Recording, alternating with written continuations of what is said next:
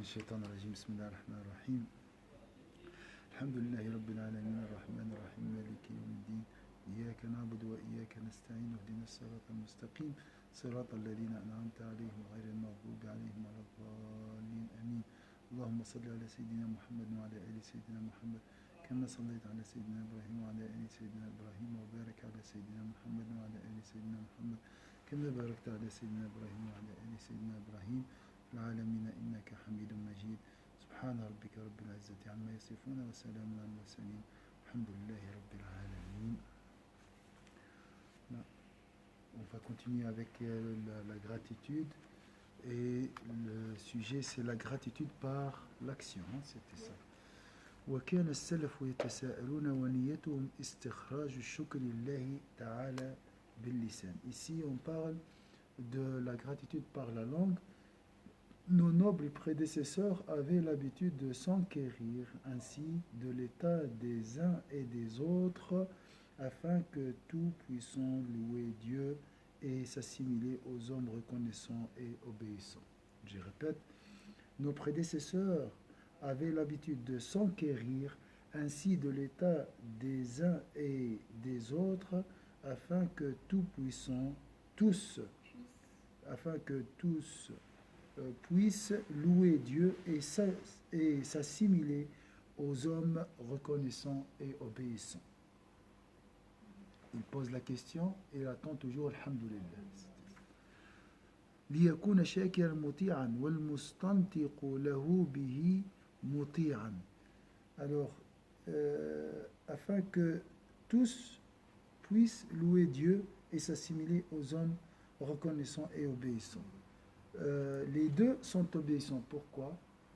Celui qui demande et celui qui Oui, pourquoi? Celui qui demande parce qu'il se soucie du rapport entre son frère et Allah. Oui. Du coup, il obéit. Voilà. Et l'autre, Inch'Allah, il sera guidé et il sera amené à adorer Dieu et à lui obéir par le biais de son frère. Voilà. C'est ça. Donc, on peut imaginer toute forme d'adoration ici, d'obéissance à Allah Azza wa Jal. وما كان قصدهم الرياء بإظهار الشوق. Car lorsque l'homme répond à un tel salut par la louange, il obéit en outre à l'ordre du Seigneur. Leur but n'était pas de manifester ostensiblement le plaisir de se revoir. Bien sûr. Pas dire Alhamdulillah comme quoi je suis reconnaissant. Non, c'était pas ça. Le fait que ces personnes soient allées vers lui pour s'enquérir de ses nouvelles, pour l'aider en fait, mais pas juste pour le plaisir de se voir, c'est ça? Oui, c'est pour vraiment l'aider à être reconnaissant. Donc ça, c'est une obéissance à Allah Azza wa Jal. C'est une adoration. Son objectif, c'était ça, d'aider. Avant de poser la question. وكل عبد سئل عن حال فهو بين أن يشكر أو يشكو. Tout individu à qui on demande son état a trois alternatives: rendre grâce, se plaindre ou se taire. أو يسكت. فالشكر طاعة والشكوى معصية قبيحة من أهل الدين. Se rendre grâce est une forme d'observance, d'adoration. Se plaindre auprès de gens de foi est une forme de transgression détestable.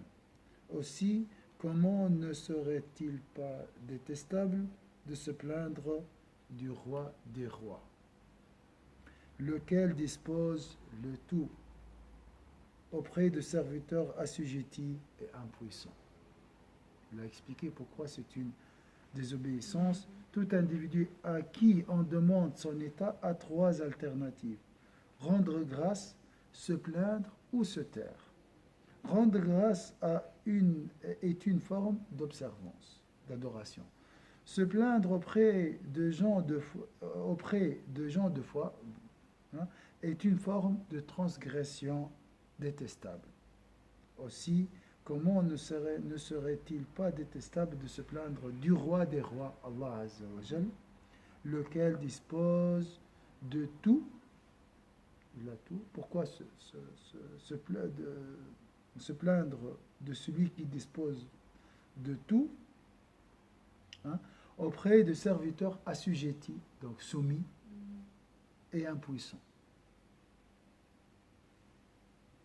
Si quelqu'un ne parvient pas à manifester une digne retenue face aux maux du destin et du décret divin, et quand sa faiblesse, il ne peut s'empêcher de se plaindre, il convient qu'il adresse cette plainte au Très-Haut.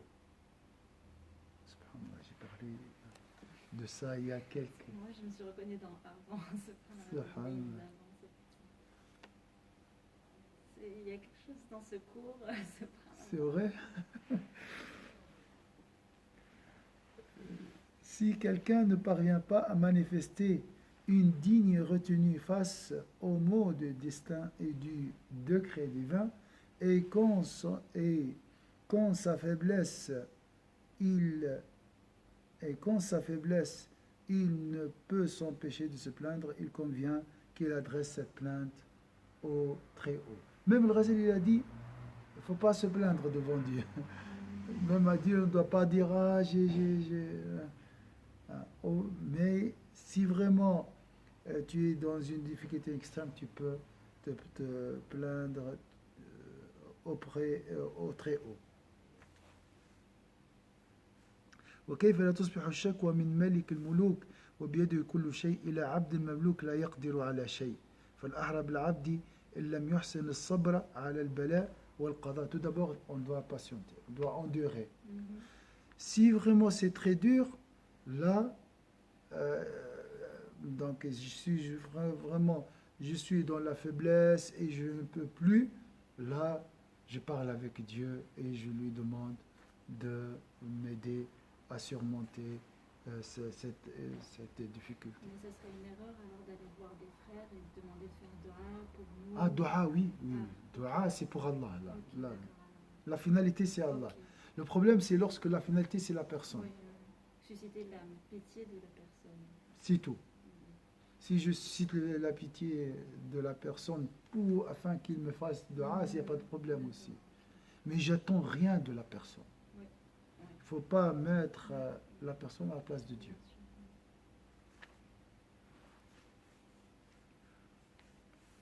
وأفضى بالضعف إلى الشكوى أن تكون شكواه إلى الله تعالى فهو المبلي والقادر على إزالة البلاء. Ça c'est très joli. Après il a dit car c'est lui qui l'éprouve et qui est capable de faire cesser l'épreuve. Je répète, car c'est lui qui l'éprouve et qui est capable de faire cesser l'épreuve.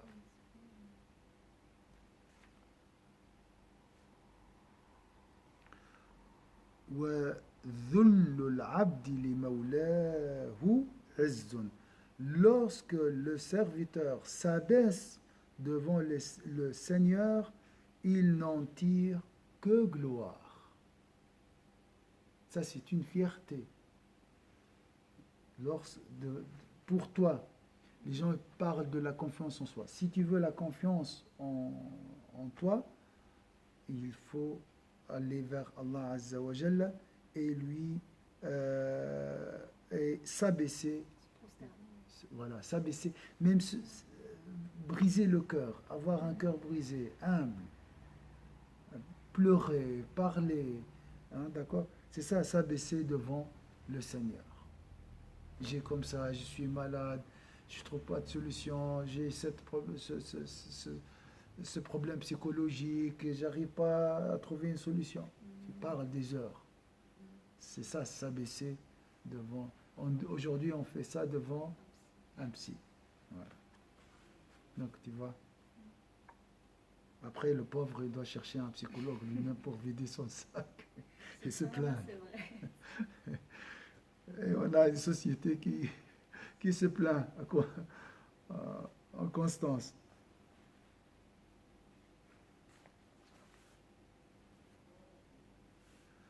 والشكوى إلى غير الله ذل.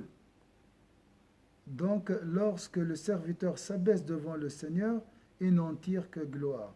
Mais lorsqu'il se plaint à un autre que lui, il ne fait que s'avilir. Est-ce que c'est clair ici, s'avilir? Oui. C'est vraiment une... Vil, vil. Voilà, c'est une forme d'humiliation. Comme s'il s'humilie. Humilié. Voilà, s'humilie. وإظهار الذل للعبد مع كونه عبدا مثله ذل قبيح. De fait, quand un homme s'abaisse devant un homme dont le rang est comme lui, celui de serviteur à l'égard de Dieu, il se déprécie grandement. De fait, quand un homme s'abaisse devant un homme dont le rang est comme lui, celui de serviteur à l'égard de Dieu, il se déprécie grandement. Comment ça se passait alors à l'époque où il y avait des rois, des monarques, etc. Des fois, ils étaient obligés de se prosterner devant eux. Oui, oui, oui. Bon, c'est la prosternation peut-être à l'époque, c'était un signe de respect. Oui. Ouais. Mais ça dépend qu'est-ce qu'ils ont Oui, dans le cœur. Donc ça, c'est, oui, bien sûr, le Coran nous interdit de s'incliner à une personne comme nous. Donc ça, c'est une humiliation et un avilissement très laid. قال الله تعالى إن الذين تعبدون من دون الله لا يملكون لكم رزقا فابتغوا عند الله الرزق واعبدوه واشكروا له. Le Très-Haut dit, ceux que vous adorez en dehors de Dieu ne sauraient vous dispenser la subsistance. Cherchez donc auprès de Dieu la subsistance et adorez-le et rendez-lui grâce.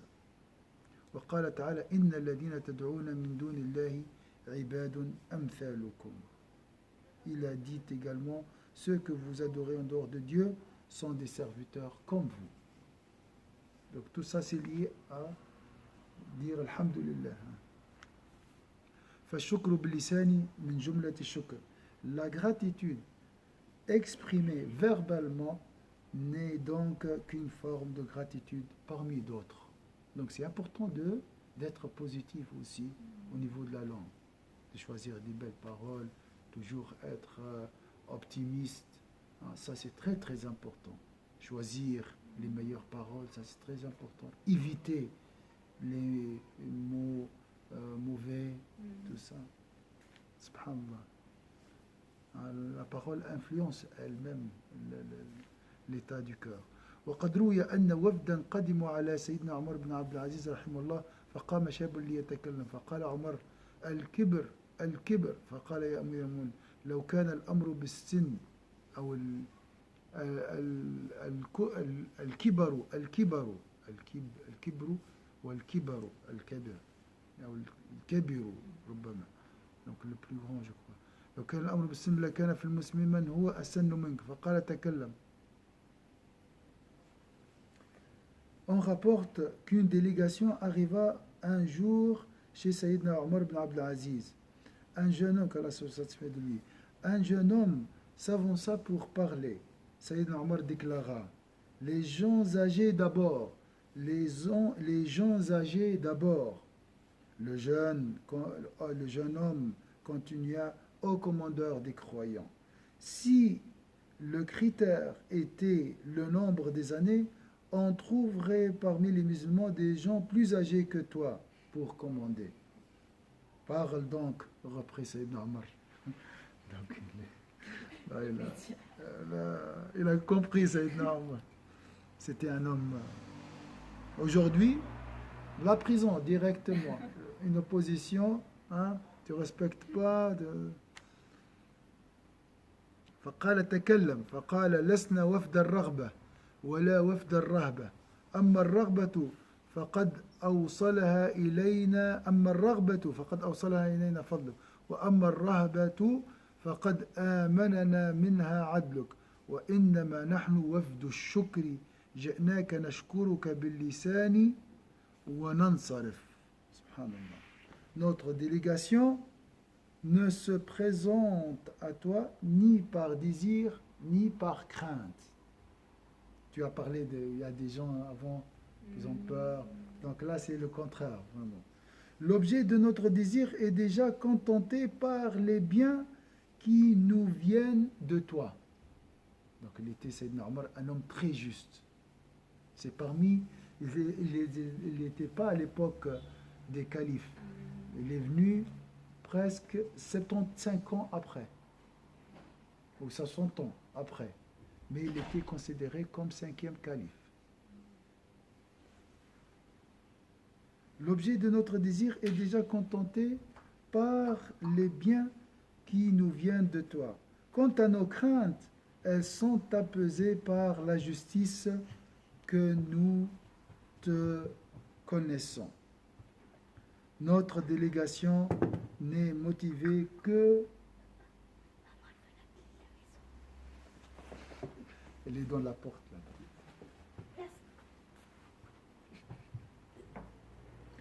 Quant à nos craintes, elles sont apaisées par la justice que nous te connaissons. Est-ce que c'est clair ici? Donc, pourquoi avoir peur de toi alors que tu es un homme juste? Notre délégation n'est motivée que par la gratitude. Nous sommes venus t'exprimer notre reconnaissance pour répartir aussitôt. C'est juste pour... On est venu pour... Repartir, partir à nouveau. Oui, pour repartir aussitôt. On est juste venu pour te dire merci. Voilà. Donc là, c'est l'importance de la gratitude par la langue.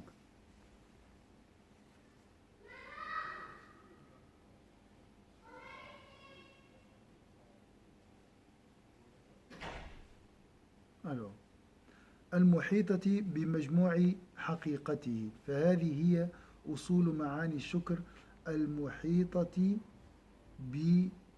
بمجموع حقيقته.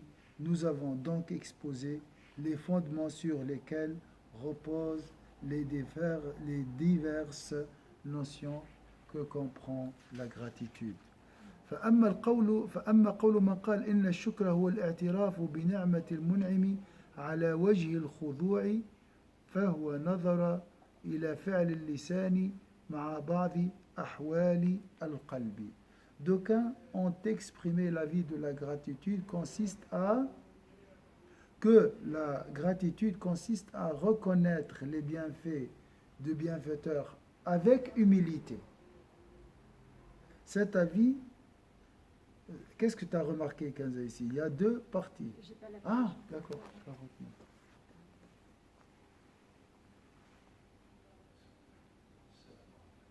Alaykoum salam wa rahmatullahi wa barakatuh.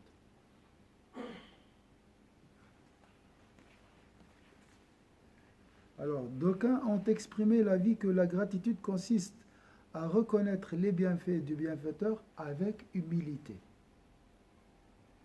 Reconnaître avec la langue. Avec humilité, c'est avec le cœur. Le cœur. On peut penser qu'on est humble et que reconnaissant par ostentation, en fait, ça veut dire, dans ce sens-là. Il y a des gens qui peuvent dire, voilà, bon, mais ici, heureusement, il n'a pas dit ça. Cet avis ne rend compte pas que de l'action. Oui, ne rend compte que de l'action de la langue et de certains aspects des dispositions du cœur. C'est la question de l'humilité. Là, il va discuter les définitions. وقول من قال إن الشكر هو الثناء على المحسن بذكر إحسانه نظر إلى مجرد عمل اللسان. D'autres ont dit que la gratitude consiste en la louange que l'homme adresse à qui agit bien envers lui. Je répète, d'autres ont dit que la gratitude consiste en la louange que l'homme adresse à qui agit bien envers lui. Cet avis ne rend compte que de l'action de la langue. Il faut être reconnaissant aussi dans les épreuves, c'est ça aussi tu veux dire? Pas que dans le bien, mais dans les mauvais moments aussi. Ici, non, il parle de la reconnaissance avec la langue, avec la reconnaissance avec la langue et le cœur. D'accord. Oui, l'épreuve, elle peut aussi susciter, réveiller le cœur. Oui. وقول القائل إن الشكر هو الاعتكاف على بساط الشهود بإدامة حفظ الحرمة جامع لأكثر معاني الشكر. D'autres encore ont dit que la gratitude consiste à se tenir sur le parvis de la contemplation en ne cessant d'assumer la bienséance due. Donc toujours, je vois Allah Azza wa Jalla, je vois et sa bienséance. Cet avis englobe la plupart des sens de la gratitude. La bienséance, c'est bien se comporter en fait vis-à-vis de la le personne respect. qu'on a en face. Oui, d'accord. Le parvis de la contemplation en ne cessant d'assumer la bienséance due. Cet avis englobe la plupart des sens de la gratitude, si ce n'est l'action de la langue. Alors, on peut être reconnaissant avec le cœur uniquement. On peut être reconnaissant plus avec la langue. Et on peut aussi marier les deux. Quand en fait on se rend compte à qui on doit cette reconnaissance. Voilà. وقال حمدون القصار شكر النعمة أن ترى نفسك في الشكر طفيليا إشارة إلى أن المعرفة من معاني الشكر فقط.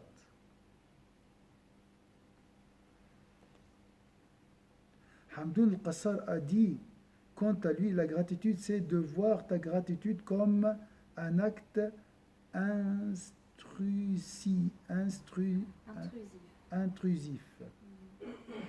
Ça veut dire quoi? Intrusif, c'est qui fait intrusion, en fait, qui s'immisce. Alors, c'est pas à sa place. En fait, voilà, c'est ça, c'est pas bien vu. Futile. Voilà. Un acte futile. C'est exactement ça. Inutile. Voilà. La gratitude, c'est de voir ta gratitude comme un acte intrusif. Donc, dans le sens, de toute façon, c'est pas toi qui a loué le bienfait, c'est Allah qui a loué ses bienfaits à travers toi. Donc, je suis intrusif, comme dit, je suis pour rien. C'est ça. Après, il a dit, cette définition évoque uniquement le fait que la connaissance est un des principes de la gratitude. Ça, c'est le bienfait d'Allah. Et c'est Allah est le bienfaiteur. Les louanges... En fait, moi j'ai compris comme ça, si on est reconnaissant sans savoir à qui on doit cette reconnaissance juste par la langue, c'est un acte intrusif parce que c'est comme si on rentrait chez lui sans avoir été invité. C'est intrusif en fait. Donc, du coup, c'était pas accepté en fait d'entrée de jeu. En fait. Oui. C'est pas ça? En arabe, peut-être c'est la traduction. Tufayli dans le sens je veux attribuer quelque chose à moi, alors qu'en réalité elle ne m'appartient pas. Donc le bienfait appartient à Allah. Le louer, c'est Allah Azza wa Jal. Et le reconnaissant, c'est Allah Azza wa Jal. Donc je suis là comme juste un intermédiaire. Je suis pour rien, je suis rien. J'étais utilisé pour louer, reconnaître ce bienfait, c'est tout. D'accord? Mais attention, dans le sens ici, comme on a dit, on a répété toujours, c'est se vider de l'ego. Moi, je suis reconnaissant. Non. C'est Allah le reconnaissant. À travers moi. J'étais utilisé. Et lorsque tu vides ton cœur de l'ego, tu deviens la main d'Allah, la vue d'Allah, l'ouïe d'Allah, le pied d'Allah. Comme on a dit avant. Donc ta puissance, si tu euh, tu te On se détaches. fasse. Voilà, lorsque tu t'effaces, tu seras rempli par la puissance divine Mhm. et les qualités divines. Ça veut dire quoi, tu t'effaces? Il ne faut pas attribuer ces qualités à toi-même.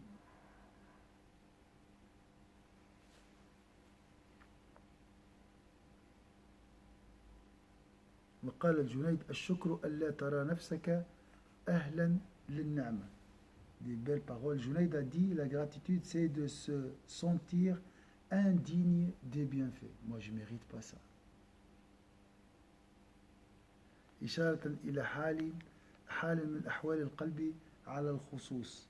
Cette parole évoque uniquement une des dispositions du cœur. Des fois, on peut vivre cette disposition du cœur. On appelle ça disposition du cœur. Mhm. Après, j'oublie. Oui. C'est ça la disposition. Ah, tu dis, ah, Masha'Allah, Wallah, je ne mérite pas tout ça, moi. Tu vois? Il faut envie, ça. وهؤلاء Alors أقوى. on se demande pourquoi moi, Hein? et pas pourquoi moi et pas quelqu'un d'autre qui a eu ce bienfait. En fait, souvent, en plus. Oui, le contraire, nous. Oui. Nous, des fois, on dit comme ça, c'est par jalousie. Tu veux dire? Non, dans Ah. le sens, justement, comme on ne se sent pas à la hauteur de Oui. ce bienfait, on dit pourquoi moi, j'ai été comblé de ce bienfait et pas autre quelqu'un d'autre. Masha'Allah. C'est juste. Alors qu'on aura peut-être eu la même épreuve qui nous mène à ce bienfait, mais ce ne sera pas... Subhanallah. Mais moi, je pensais de l'autre côté. À côté de dire, pourquoi il a ça alors que c'est moi qui... Subhanallah. وهؤلاء أقوال تعرب على أحوالهم فلذلك تختلف أجوبتهم ولا تتفق. Tu dis pourquoi il y a plusieurs définitions. Ces divers propos traduisent l'état de leur auteur. C'est pourquoi ils ne s'accordent pas. ثم قد يختلف جواب كل واحد في حالتين لأنهم لا يتكلمون إلا عن حالتهم الراهنة الغالبة عليهم. Il arrive aussi parfois qu'un même homme donne deux réponses différentes en deux situations. Parce que chacun ne parle que d'après l'état qui prédomine en lui à l'instant où il parle. Et ne se préoccupe que de ce qui lui semble le plus important en l'occasion. Est-ce que c'est clair ici? Moi, j'ai pas compris en fait dans ce passage. Il arrive aussi parfois qu'un même homme, parmi les sages, Oui. donne deux réponses différentes.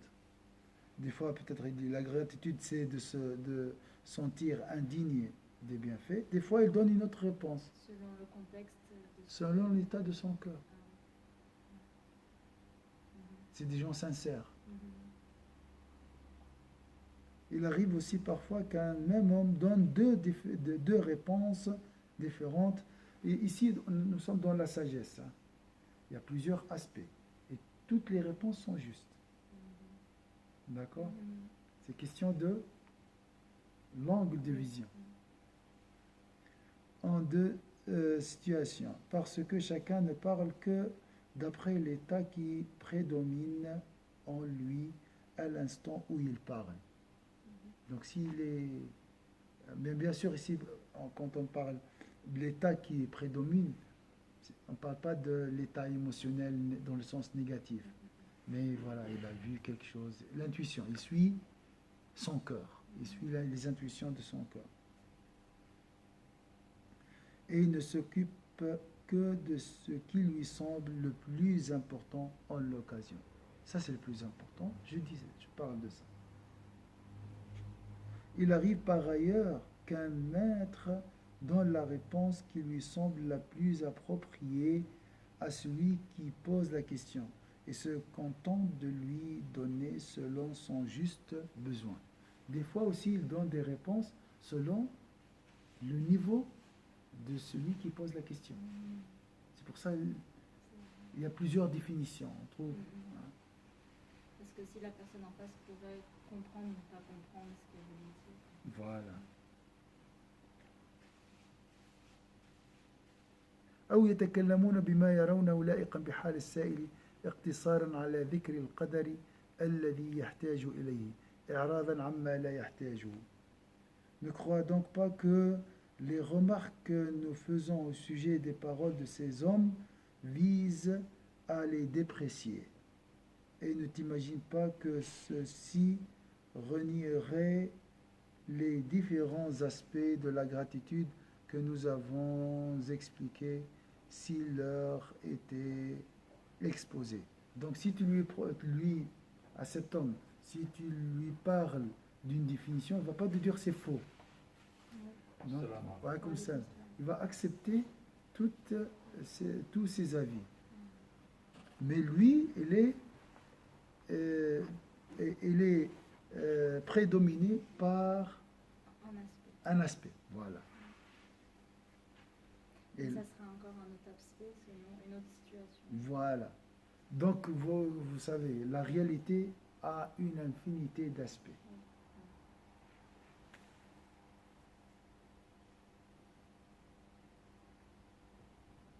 فلا ينبغي أن تظن أن ما ذكرناه طعن عليهم. Ici on parle, Hassan, de la shukr d'Allah Azza wa Jal.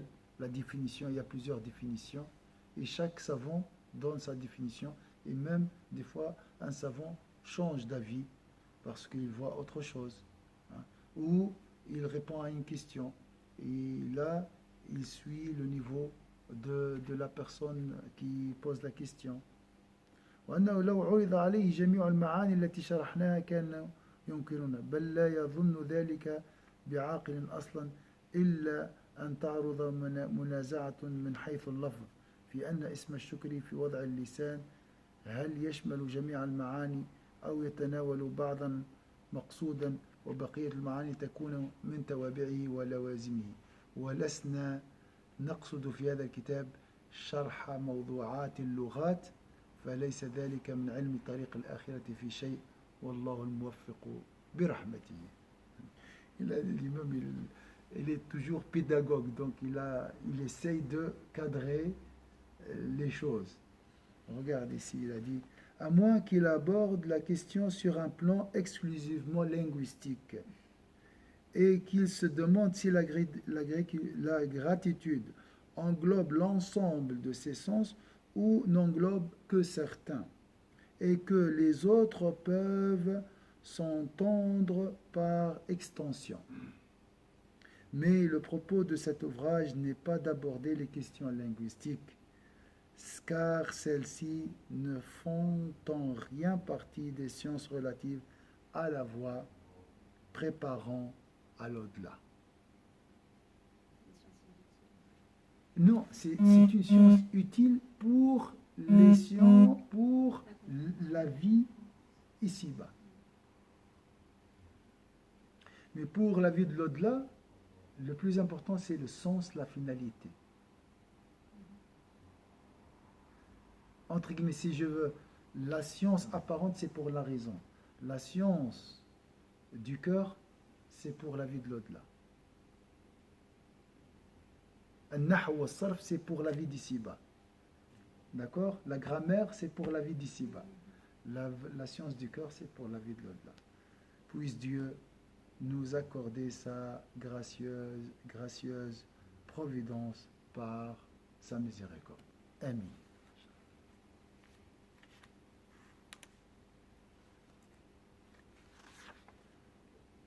De la gratitude envers Dieu. Alors, qu'est-ce qu'on a vu avant? Comme si on n'a pas encore... Ici, il a parlé la réalité de la gratitude en général. Et là, la gratitude envers Dieu. Subhanallah, quand vous avez utilisé le mot pédagogue, et souvent les gens qui sont pédagogues, c'est parce qu'ils ont commencé depuis le début, ils ont vu toutes les phases pour arriver au stade où ils sont. Du coup, ils connaissent nous à quel stade on est pour pouvoir nous expliquer. D'accord. Souvent, c'est comme ça. D'accord, oui, je comprends. Et ils sont patients, en fait. Oui. On va prendre le temps de tout détailler. Oui. Subhanallah. Et je pense même, lui, il n'a pas passé par des phases graduellement. Mais Allah lui a montré tout, je pense. parce que c'est un homme très intelligent. C'est ça la difficulté. Comment un homme aussi intelligent qu'Al-Ghazali peut descendre à un niveau à descendre à notre niveau pour nous expliquer comment grimper. C'est ça la force. Parce que les gens intelligents parlent et s'en fichent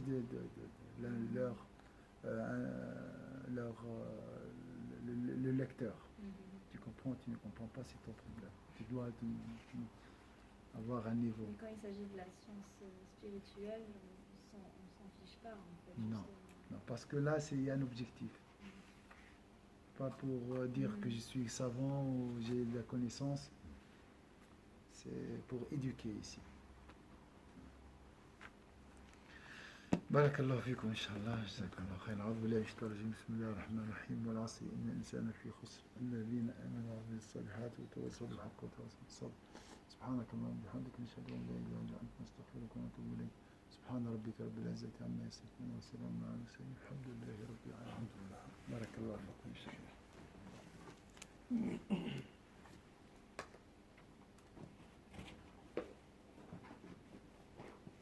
Ça va mieux le problème Un peu. Beaucoup mieux. Beaucoup mieux. On ne peut pas dire non maintenant. Non. Alhamdulillah. Mais